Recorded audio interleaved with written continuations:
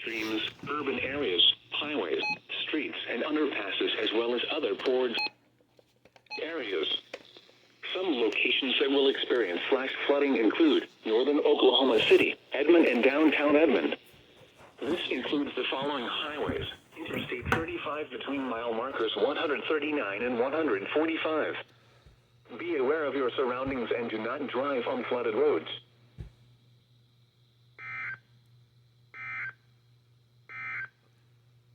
You're listening to Oklahoma's.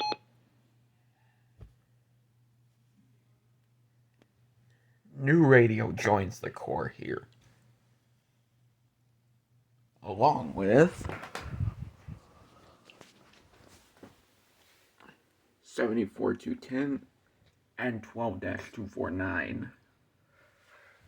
That is the 12-382.